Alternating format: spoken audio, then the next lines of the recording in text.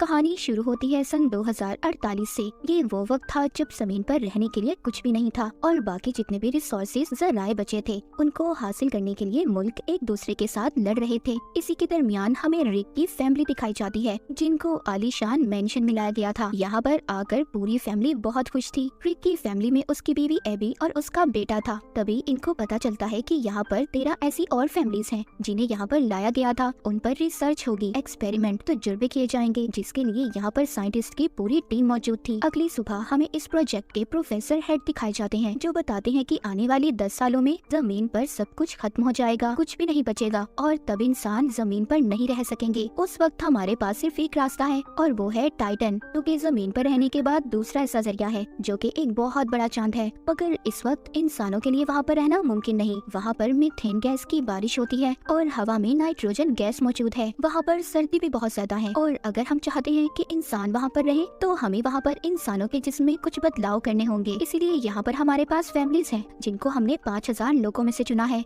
यहीं पर रिक भी था जो हमने कहानी के शुरू में देखा था, जिसकी फैमिली को मेंशन में लाया गया था। रिक कहता है कि हम सब यहाँ पर खुद अपनी मर्जी से शामिल हुए हैं। फिर इसके बाद डॉक्टर इसको अपने साथ ले जाते हैं और उसको इंजेक्शन लगाते हैं। उसे बताया जाता है कि एक हफ्ते में उसे ऐसे बहुत सारे इंजेक्शन दिए जाएंगे जिससे उसके जिस्म में बदलाव होंगे और फिर उसका जिस्म ऑक्सीजन से ज्यादा नाइट्रोजन भी हासिल कर पाएगा। जब रिक के घर में पार्टी थी, उसकी बीवी जिसका नाम एबी था उसने बहुत ज्यादा शराब पी ली थी जिससे उसकी तबीयत खराब हो जाती है। रिक जब अपनी बीवी को लेकर जा रहा था तो रिक की बीवी एबी देखती है उसको तो बहुत तेज बुखार था। कुछ दिन के बाद जितनी भी फैमिलीज थी सबको एक एक्सपेरिमेंट के लिए पानी के पूल के पास लाया जाता है और ये देखा जाता है कि कौन पानी में कितनी देर तक बिना सांस लेकर रह सकता है। पर एक एक करके सब बाहर आ गए थे मगर रिक और एक लड़की 40 मिनट तक पानी के अंदर ही बैठे रहते हैं। 40 मिनट के बाद लड़की का दम भी घुटने लगा था, वो पानी से बाहर आ जाती है पर रिक पानी के अंदर ही था। आहिस्ता आहिस्ता उसके दिल की धड़कन भी कम हो रही थी। वो बाहर रहकर उसकी हार्ट रेट को देख रही थी। इससे पहले कुछ होता रिक खुद ही बाहर आ जाता है। सब उसके लिए तालियां बजाते हैं क्योंकि उसने सबसे ज्यादा वक्त पानी में गुजारा था। इसके कुछ दिन के बाद हमें दिखाया जाता है कि रिक को एक सर्जरी के लिए लाया गया था। जिस दिन उसकी सर्जरी की जाती है उसी दिन रात को वो अपने बेड पर नहीं था। उसकी बीवी एबी जब ये देखती है तो वो किचन में बैठा अपने जिस्म पर बर्फ लगा रहा था। उसको बहुत गर्मी लग रही थी। इसके बाद एबी उसको और ज्यादा बर्फ ला कर देती है। एबी को बताता है कि मुझे बिल्कुल भी ठंड का एहसास नहीं हो रहा। इसका मतलब ये था कि जिन लोगों को टाइटन पर भेजने के लिए तैयार किया जा रहा था रिक पर भी बिल्कुल वैसा ही असर हो रहा था कि टाइटन पर बहुत ज्यादा ठंड थी और वहाँ पर ऐसे जिस्म की जरूरत थी जिसको ठंड का बिल्कुल भी एहसास ना हो। मगर अभी भी इनको सबसे बड़ा सामना मीथेन गैस और नाइट्रोजन का था। इन सबको मीथेन गैस के साथ पानी में तैरने का कहा जाता है। साथ ही इनको खास किस्म के मास्क पहनाए जाते हैं जिससे नाइट्रोजन पड़ता है। ये उस मास्क को पहनकर बहुत भागते हैं। दरअसल इनको टाइटन के लिए तैयार किया जा रहा था। इसी तरह बहुत सारे दिन गुजर जाते हैं।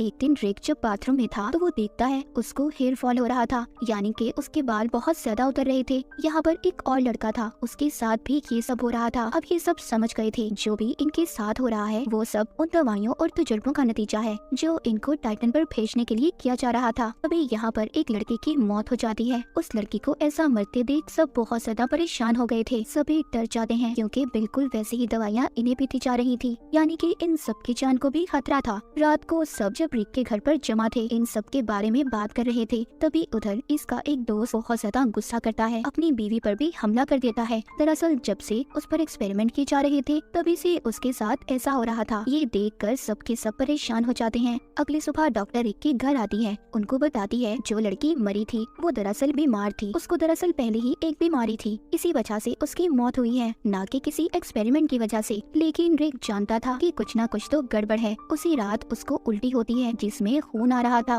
उसकी बीवी उसका ब्लड सैंपल लेती है क्योंकि एबी भी एक डॉक्टर थी। अगले दिन रिक को दिखाया जाता है वो पानी के अंदर था, उसकी जिल्द भी उतरना शुरू हो गई थी। इस बात से वो बहुत ज्यादा डर जाता है। उधर दूसरी तरफ एबी उसका खून का सैंपल लेकर लैब में जाती है। जब वो उसको टेस्ट करती है तो उसको पता चलता है कि रिक के जिस्म में बहुत से ऐसे केमिकल शामिल किए गए हैं जिसके बारे में पहले नहीं बताया गया था। एबी इन सब के बारे में प्रोजेक्ट प्रोफेसर हेड से बात करती है मगर वो उसको कुछ भी नहीं बताते। अब रिक की आंखों का ऑपरेशन किया जाता है ताकि वो अंधेरे में भी देख सके।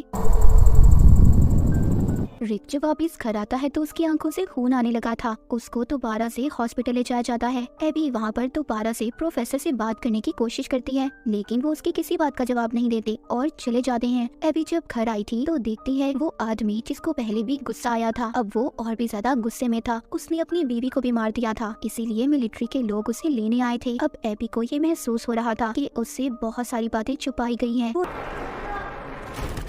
रिक का कार्ड लेकर उसी जगह पर जाती है जहाँ पर सभी की फाइल्स को रखा गया था जिन पर एक्सपेरिमेंट किए जा रहे थे। ये जो वहाँ पर चेक करती है तो उसे पता चलता है जिस लड़की की मौत हुई थी, जिसके बारे में बताया गया था कि वो किसी बीमारी की वजह से मरी है, कि उसकी मौत तो इन्हीं एक्सपेरिमेंट की वजह से हुई है। उधर ही एबी प्रोफेसर को देखती है जिनकी नासा के लोगों के साथ बात हो रही थी। वो उन पर इल्जाम लगा रहे थे कि उन्होंने इंसानों पर ऐसे तजुर्बे किए हैं जो सरासर गलत हैं। उन्हें जल्द ही सब कुछ बंद करना होगा। उनको सजा भी होने वाली है क्योंकि उनके खिलाफ केस दर्ज हो चुका है। अगले दिन प्रोफेसर हेड्रिक के घर जाते हैं। उसको और एबी को बताते हैं कि उन्होंने सारे एक्सपेरिमेंट इसीलिए किए थे ताकि वो लोगों को टाइटन पर भेज सकें। वो कहते हैं मैं खुद भी नहीं जानता इसका अंजाम क्या होगा। सब लोगों का डीएनए अलग है। मैं नहीं जानता कि सबके जिस्म पर दवाओं का क्या असर होने वाला है, मगर हाँ, रिक एक ऐसा इंसान है जिसका जिस्म इन सब चीजों को बर्दाश्त कर सकता है। और रिक, तुम्हारे अंदर अलग तरह से तब्दीलियाँ हो रही हैं। वो कहते हैं जब सारे एक्सपेरिमेंट पूरे हो जाएंगे जिन पर एक्सपेरिमेंट किए जा रहे हैं, उनका जिस्म एक टाइटन क्रिएचर में तब्दील हो जाएगा। इन्हें होमो टाइटन कहा जाएगा, मगर हम नहीं जानते कौन कैसा होगा क्योंकि सबका डीएनए अलग अलग है। ये सारी बातें सुनकर रिक और एबी बहुत ज्यादा परेशान हो गए थे, पर अब रिक बहुत आगे आ चुका था। उसकी आंखों की एक और सर्जरी की जाती है जिससे वो अब अंधेरे में भी देख सकता था। अब वो पानी में भी बैठकर चीजों को महसूस कर सकता था। इसके बाद जितने भी लोगों पर एक्सपेरिमेंट किए गए थे वो सब मर जाते हैं। सिर्फ रिक और उसकी दोस्त बचते हैं। लैब में रिक की बीवी एबी जब उसको देखने आती है तो वो देखकर हैरान हो जाती है क्योंकि रिक अब बिल्कुल बदल चुका था। उसके सर पर एक भी बाल नहीं था और न ही उसके कान थे।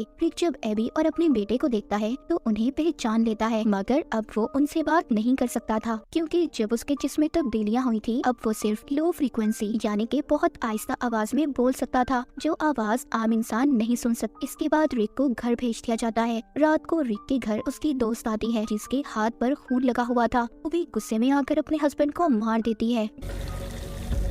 जब मिलिट्री को ये बात पता चलती है तो वो रिक और उसकी दोस्त को लेने आ जाते हैं क्योंकि अब ये सब के लिए खतरा थे। रिक की दोस्त को मिलिट्री वालों ने मार दिया था, मगर रिक अपनी ताकत से सबको मार देता है और अपनी जान बचाकर भाग जाता है। रिक के पीछे एबी भी जाती है। रिक अभी भी एबी से बहुत प्यार करता था। जब वो एबी का हाथ पकड़ता है तो उसके दिमाग को पढ़ने लगता है, जो उसकी नई ताकत थी। जी हाँ, रिक अब किसी के दिमाग को भी पढ़ सकता था। तभी मिलिट्री का हेलीकॉप्टर आता है। उसने एबी के कहने पर खुद को उनके हवाले कर दिया था। दोबारा से रिक को लैब में लाया गया था। वहाँ पर प्रोफेसर एबी से कहते हैं कि तुम्हें रिक को एक इंजेक्शन लगाना होगा, जिसके लगाते ही रिक अपनी पुरानी जिंदगी के बारे में भूल जाएगा और यही रिक के लिए अच्छा है क्योंकि अब हम उसको टाइटन पर भेजने वाले हैं।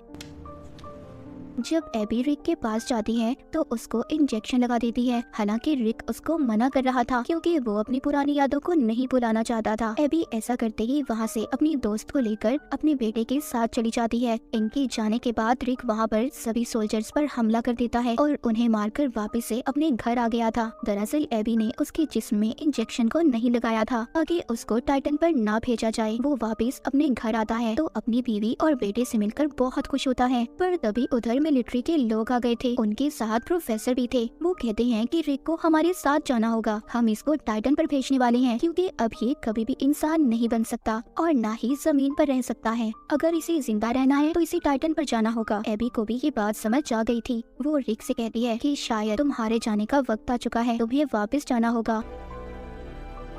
रिक को टाइटन पर भेज दिया गया था। इस हादसे के कुछ वक्त के बाद दिखाया जाता है उनकी लैब को रिक की बीवी एबी और उसकी दोस्त संभालने लगी थी। वो नए नए एक्सपेरिमेंट पर रिसर्च कर रही थी ताकि इंसानों को टाइटन पर भेजा जा सके। एक रात एबी का बेटा बाहर खेल रहा था। वो अपनी मॉम को बुलाकर कहता है कि देखें आसमान कितना साफ है, कितना अच्छा मौसम है। तभी हम दूर टाइटन को देखते हैं जहाँ पर रिक अकेला खड़ा था। थोड़ी देर बाद वो एक झील पर उड़ने लगता है, यानी कि वो अब इस नई दुनिया में रहने लगा था। उसको ये सब बहुत अच्छा लग रहा था और इसी के साथ ही कहानी यहीं पर खत्म हो जाती है।